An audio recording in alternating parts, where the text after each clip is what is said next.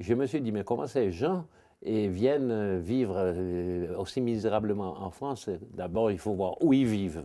Donc j'ai été dans les bidonvilles, et donc surtout le bidonville de Champigny. Et là, j'ai une aventure, puisque je voulais aller à 6 heures du soir, quand ils rentrent du travail, au moment où la nuit commence à tomber, où c'est un petit peu dramatique, les silhouettes. Et là, il y a des Portugais, 4 Portugais m'ont entouré. Il y en a un qui avait un couteau. Qu'est-ce que vous venez faire ici, etc. Ils parlaient à peine français. Et pourquoi vous venez nous photographier? Ils m'ont pris pour un flic, pour un policier, et ils m'ont emmené dans une cabane.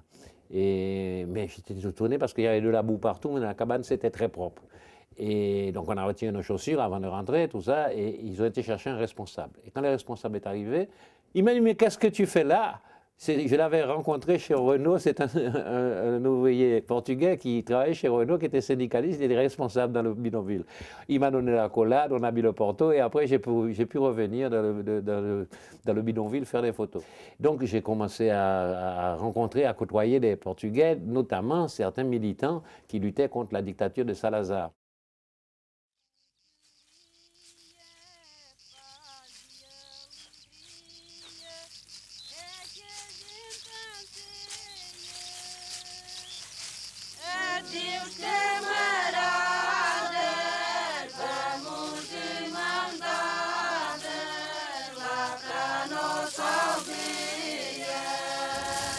Tout ça, ça me remonte, tu vois, dans la tête, là. Finalement, il me connaissait. J'étais admis, quoi, tu vois. Il y avait ma silhouette qui était là, il me connaissait.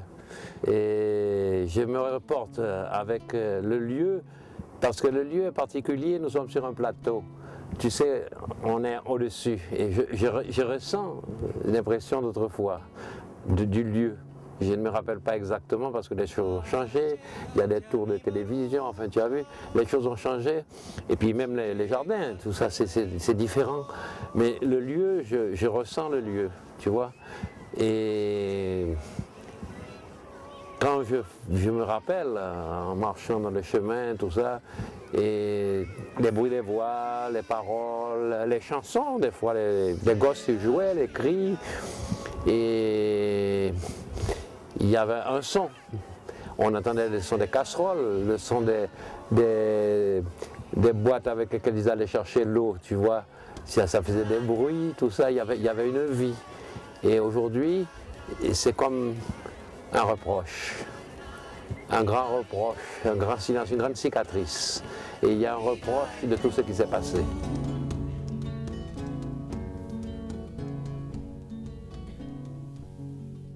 Eh bien, écoutez, il s'était organisé, c'était une vie organisée, seulement dans la merde, quoi. C'est-à-dire que l'hiver et les problèmes de l'eau aussi. Il y avait des points d'eau.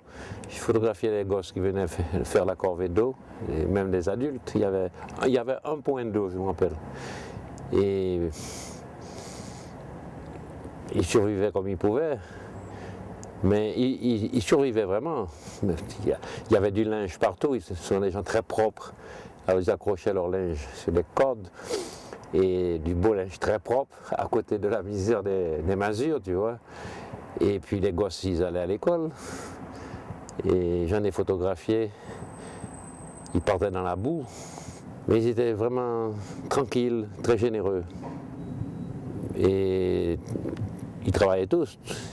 Ils travaillaient sur les chantiers du bâtiment, ils travaillaient dans les usines. Ils partaient le matin, il fallait chercher l'autobus, le métro, le car. Et ils revenaient le soir, à la tombée de la nuit. Et les femmes étaient à la maison, s'occupaient comme elles pouvaient, préparer le repas, s'occuper des gosses.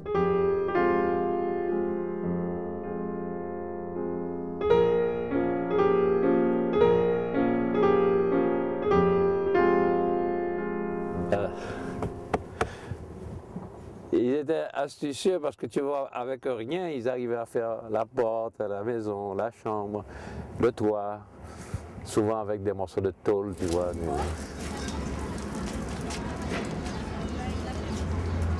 Qu'est-ce qu'ils sont devenus tous ces gens? Ils sont toujours vivants dans mes archives. Quand je sors mes négatifs, je les retrouve, tu vois, ils sont toujours vivants.